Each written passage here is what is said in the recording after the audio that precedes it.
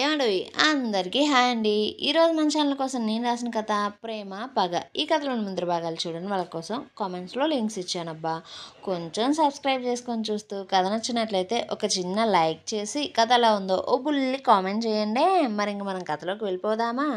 సింధుని పునీత్ కుటుంబం వారు అర్థం చేసుకుని వారి పెళ్లిని అంగీకరిస్తారు. మిథున్ సింధుని జైలుకు పంపించడం కోసం ప్లాన్ వేస్తూ ఉంటే సౌజీ ఎలా అయినా మిస్ కాలేజ్ కిరీటాన్ని దక్కించుకోవడం కోసం తనకంటూ ఉన్న దారులలో ప్రయత్నిస్తుంది. సింధు పునీత్ మాట్లాడుకునే సందర్భంలో వారికి సౌజీ ప్రెగ్నెంట్ అని గుర్తుకు వచ్చి ఆమె ఆ కాలేజ్లో జరిగే షోకి పనికిరాదని అంటూ ఆలోచిస్తూ ఉంటే సింధు మాటలు విన్న పునీత్, ఏంటి సౌజీ ప్రెగ్నెంటా? అయితే దాన్ని నువ్వు నిరూపిస్తే సరిపోతుంది కదా అంటూ చెబుతుంటే సింధు ముఖం విసుగ్గా పెట్టి, అలా ఎలా నిరూపిస్తావు పప్పు? దానికి ఏమన్నా 7-8 నెలలా? అలా ఏం కాదు కదా తెలిసిపోవడానికి. నాకు తెలిసి 2 లేదా 3 నెలే అంటుంటే పునీత్ ఆమె చేతులను దగ్గరగా తీసుకుని లోషన్ రాస్తూ, కోపం ఎందుకే బంగారం? ఆ సౌజీ ఎప్పుడు ఎక్కడ చెక్ చేయించుకుందో స్కాన్ తీయించుకుందో తెలిస్తే చాలు, ఆధారాలు వాటంతట అవే వస్తాయి అంటుంటే సౌజీ ఏదో గుర్తు వచ్చినట్లు, పునీత్ ఆ రోజు రాత్రి నువ్వు నన్ను హాస్పిటల్కి తీసుకుపోయావు కదా, అదే రోజు నాతో మిథున్ రావడానికి ప్రయత్నిస్తుంటే తనను ఆపడం కోసం సౌజీ కడుపు నొప్పి అని నాటకం ఆడింది. దాన్ని తీసుకొని ఆ రాత్రి మిథున్ ఖచ్చితంగా ఆ దగ్గరలోనే ఏదో ఒక హాస్పిటల్కి వెళ్ళి ఉంటాడు అంటూ చెప్పడంతో పునీత్ వెంటనే అతని పిఏకి ఫోన్ చేసి ఆ రోజున టైంని, డేట్ని, ప్లేస్ని చెప్పి ఆ చుట్టుపక్కల ఏరియాలో ఉన్న హాస్పిటళ్ళలో మిథున్ కానీ సౌజీ కానీ వారి పేరు మీద ఓపీ రాయించారేమో కనుక్కొని, అలాగే వారు ఆ హాస్పిటల్స్లో చేయించుకున్న టెస్టులను, వాటి తాలూకు రిపోర్ట్లను, వాటి బిల్లులను అన్నీ కూడా అతనుకు తెల్లవారే సరికల్లా కావాలి అంటూ చెప్పి ఫోన్ పెట్టేసి, అరే సిద్ధుగా, నువ్వు ఎలా చేద్దాం అనుకుంటున్నావు ఈ విషయాన్ని? ప్రెగ్నెన్సీ విషయం బయట పెడతావా, లేక వాళ్ళిద్దరికీ ఉన్న ఇల్లీగల్ రిలేషన్షిప్ని బయట పెడతావా అంటూ పునీత్ అడిగిన మాటలకు సింధు 2 నిమిషాలు ఆలోచించుకొని అవేమీ బయట పెట్టాలి అనుకోవడం లేదు. కేవలం సౌజీ ప్రెగ్నెంట్ అని, కాబట్టే ఆమె ఆ ఫ్యాషన్ షోకి అర్హురాలు కాదు అని మాత్రమే చెబుతా పునీత్. ఎందుకంటే అంటూ కారణాలను పునీత్తో చెప్పబోతుండగా పునీత్ ఆమెను ఆపుతూ, సిద్ధు పాప, ముందే తెలిస్తే కథలో మజా ఏం రాదు. నువ్వు ఏం చేయాలి అనుకుంటే అది చెయ్యి, నా ఫుల్ సపోర్ట్ అంతా నీకే అంటూ ఆమెను మీదకు లాక్కొని, నేను నీకు ప్రతి విషయంలో ఫుల్ సపోర్ట్ ఇస్తున్నా కదా, మరి నువ్వు నాకు ఫుల్ కోఆపరేషన్ ఇవ్వాలిగా అంటూ ఆమెను చుట్టేస్తూ ఆమె వంటి నుంచి వస్తున్న బాడీ లోషన్ స్మెల్ చూస్తుంటే అతనికి అదేదో మత్తులా అనిపిస్తూ అతనిలో మరింత ఉత్సాహాన్ని తెప్పిస్తూ ఉంది. పునీత్ చేష్టలను చూస్తూ సింధు, అరే పప్పు, ఇలా మనం బిహేవ్ చేస్తుంటే ఈ స్టోరీకి ప్రేమ పగ కాదు, 24 అవర్స్ రొమాన్స్ అనే పేరుగా మార్చాల్సి వస్తుంది అంటూ అతనితో చెబుతూ పునీత్ చేష్టలకు వశం తప్పుతూ ఉంటే పునీత్ అతని పనులతో శృతి మించుతూ, సిద్ధుగా, ఏ ప్రేమలో అయినా చివరికి చేరే తీరం శృంగారమేనే. కొంతమంది దీన్ని కామంతో చేస్తారు, మరికొంతమంది వారి ప్రేమను ఎదుటివారికి చూపించుకునే దారిగా ఎన్నుకుంటారు, ఇంకొందరు అంటూ పునీత్ చెప్పబోతుంటే సింధు అతని నోటిని మూసేస్తూ, ఏరా ఏంట్రా ఇలా తయారయ్యావు, ఊరుకుంటే దీని మీద పెద్ద బుక్కే రాసేలా ఉన్నావే అంటూనే అతనికి మరింత దగ్గరగా జరగగా ఆమె ఉద్దేశాన్ని అర్థం చేసుకున్న పునీత్ ఆమెను పాన్పుకు వాల్చి ఆమె మీదకు వంగి, సిద్ధుగా, నువ్వు రాసే బుక్కు కాదే, రోజు చదువుతూ భద్రపరుచుకునే బుక్కువే. ఈరోజు నాకు మరో కొత్త పాఠం చదవడానికి సమయం అయ్యింది అంటూ అతను అన్నట్లుగానే ఆమె శరీరం పైన రాసుకున్న క్రీమ్ని అతని శరీరంతో వృధా చేస్తూ శరీర వృత్తులలో అందమైన మెలకువలను తెలుసుకుంటూ తనువులు 2 ప్రేమ పాఠాలను చదువుకుంటుంటే ఒకరి మనసు ఒకరితో భావాలను పంచుకుంటుంటే సారాంశం మాత్రం శరీర క్రియలు జరుపుకుంటూ సిగ్గును దూరం చేసే వలువలను కిందకు చేరగా ఆ చీకటి గదిలో బెడ్లైట్ వెలుతురులో రెండు నీడలు సయ్యాటలు ఆడి అలసిపోయి పాఠాలకు ఆ రోజుకి సెలవు తీసుకున్నాయి. మరుసటి రోజు ఉదయం తారకు ఫోన్ చేసిన పవన్ కూతురు షో గురించి చెప్పి సింధు గురించి అడగ్గా తార తెల్లమొహం వేసుకొని అసలు సింధు ఇంటికే రావడం లేదు పవన్, ఆమెను కలవడం కోసమే ఈరోజు హాస్పిటల్కి వెళ్తున్నా అంటూ చెప్పగా కొద్దిసేపు ఆలోచించుకుని తారా, ఈరోజు నువ్వు దానితోనే ఉండు, నా కూతురు సంతోషం అది చెడగొట్టకూడదు, చూడు అది కాలేజ్కి చీఫ్ గెస్ట్గా వస్తుందంట, అందుకనే ఏమన్నా ప్లాన్ చేస్తుందేమో, నువ్వు ముందు కనుక్కొని నాతో చెప్పు అంటూ పవన్ మాటలు విన్న తార సరే అంటూ ఫోన్ పెట్టేసి హాస్పిటల్కి బయలుదేరింది.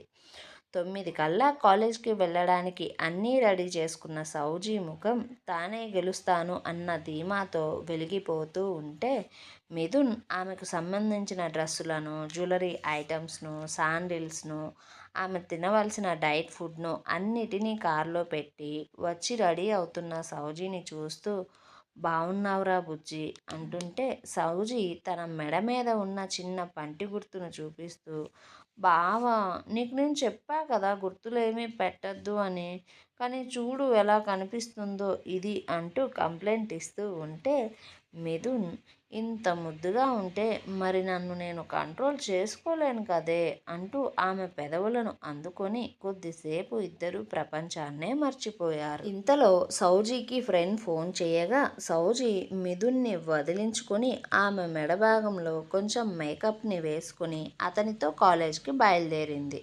సౌజీని కాలేజ్లో దింపిన మిథున్ నీకు ఫైనల్ రౌండ్ ఈవినింగ్ కదా, నేను అప్పటికి వస్తా, కంపెనీలో చిన్న వర్క్ ఉంది అంటూ చెబుతూ ఉంటే సౌజీ ముఖం నల్లగా పెట్టుకొని బావా, నేను గెలిచే ఏర్పాట్లను చేశావా అనగా మిథున్ ఒక గనీసార్ని తప్ప మిగిలిన 5 మంది జడ్జిలని ఒక్కొక్కరికి 30,000 ఇచ్చి కొనేశా. గనీసార్ వైస్ ప్రిన్సిపల్ కాబట్టి కొంచెం కష్టమే అయ్యింది, కానీ మనీ పరంగా కాకుండా అయితే నేను ఆయన్ని రిక్వెస్ట్ చేశాలే, నువ్వేం భయపడకు, నువ్వు తప్పకుండా గెలుస్తావులే, అలాగే చాలా జాగ్రత్తగా ఉండు నడిచేటప్పుడు అంటూ చెప్పి వెళ్ళిపోయాడు. సౌజీ వెళ్ళిపోతున్న కార్నే చూస్తూ చిన్నగా నవ్వుకుంటూ పూర్ బావా అంటూ తన తొట్టి గ్యాంగ్తో లోపలికి వెళ్ళిపోయింది.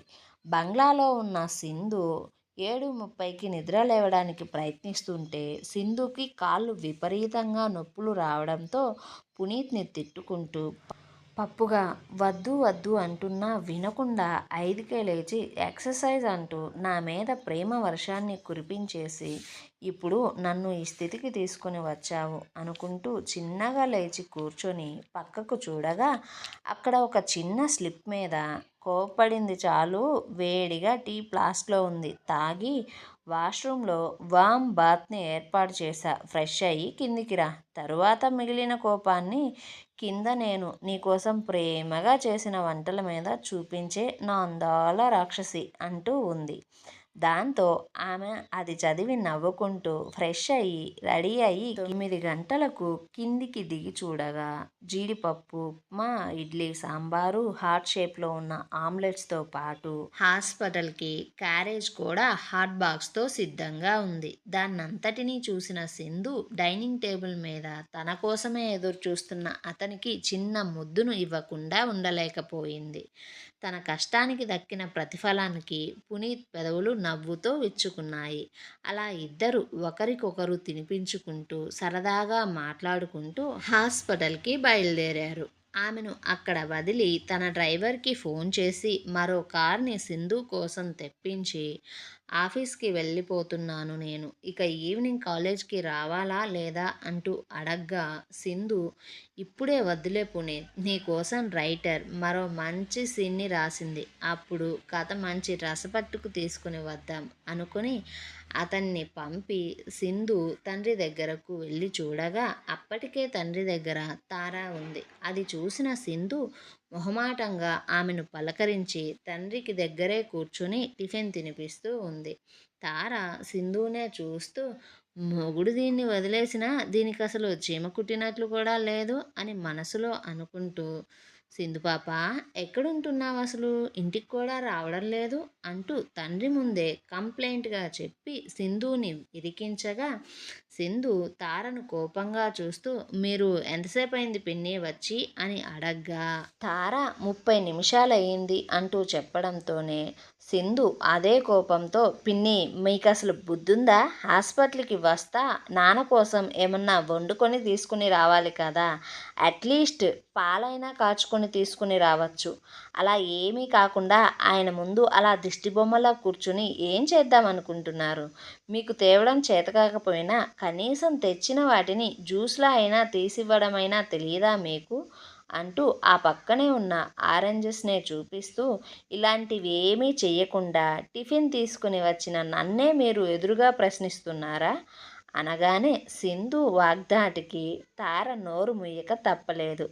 తారను నోరు మూపించడం చూసిన కేశవ కూతుర్ని చూసి నవ్వుకుంటూ సింధుని మళ్ళీ తార అడిగిన ప్రశ్నే అడుగుతూ, సింధు, నువ్వు ఇంటికి వెళ్ళకపోతే మరి ఎక్కడ ఉంటున్నావు అంటూ అడగ్గా, సింధు, నాన్న, నేను ఫ్రెండ్ రూమ్లో ఉంటున్నా. ఆ రూమ్ అయితే కంపెనీకి చాలా దగ్గరగా ఉంటుంది.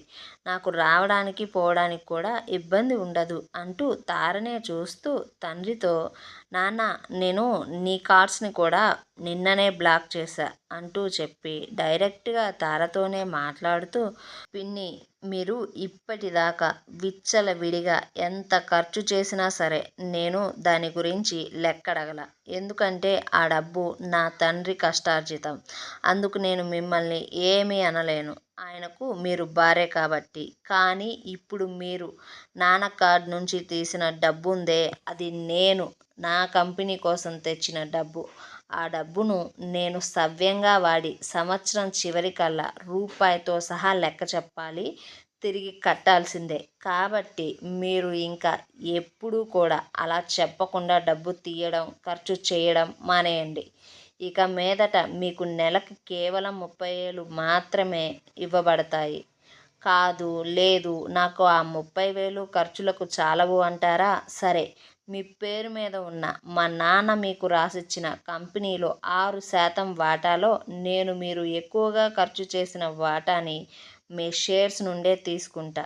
30,000 కన్నా ఒక్క రూపాయి నా సొమ్ముని నాకు చెప్పకుండా వాడారో ఇక మీద మీరు మీ షేర్స్ మీద ఉన్న అధికారాన్ని నాకు రాసివ్వవలసి వస్తుంది. ఇంకా తర్వాత మీ ఇష్టం. ఇక నుంచి రూపాయి ఆలోచించి ఖర్చు పెట్టండి అనగానే తారకు అరికాలి నుండి నడినెత్తి వరకు మండిపోతుంది సింధు మాటలకు.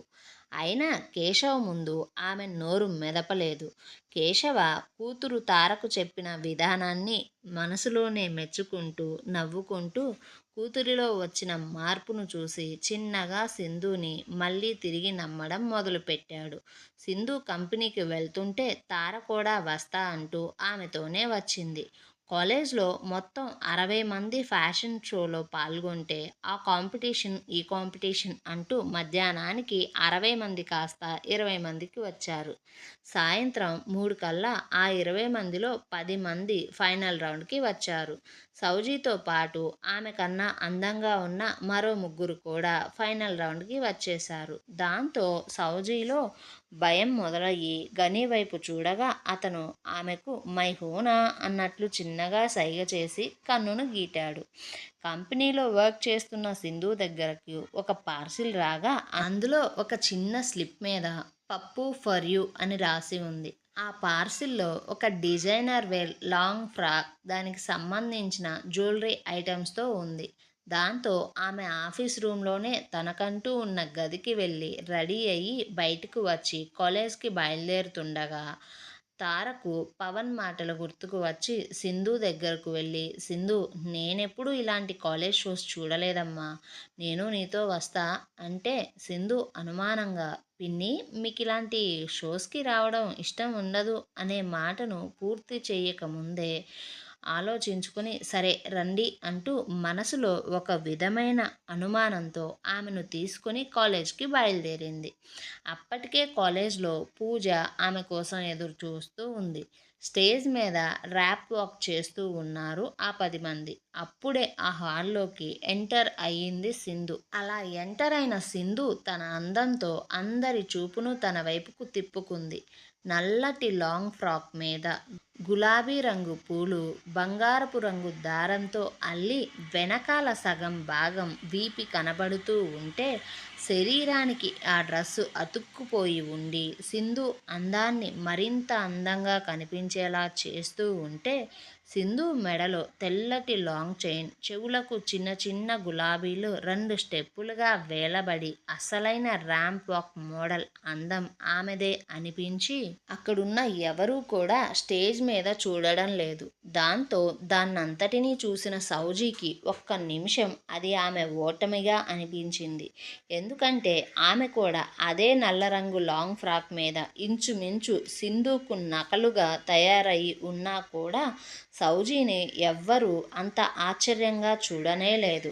సౌజీని అలా చూసిన సింధు పునీత్ ముందు చూపుకు మనసులోనే మెచ్చుకుంటూ నవ్వుకుంటుంటే సింధు మనసులో ఉద్దేశాన్ని అర్థం చేసుకున్న పూజ సింధుతో గర్వంగా నా తమ్ముడా మజాకానా అంటూ చిన్న ఐఫే ఇచ్చింది సింధుకి. అప్పుడే సింధు ఫోన్కి పునీత్ కొన్ని మెయిల్స్ని పంపించాడు. వాటిని రిసీవ్ చేసుకున్న సింధు నవ్వుకుంటూ తనకంటూ ఏర్పాటు చేసిన సీట్లో వెళ్ళి కూర్చుంది.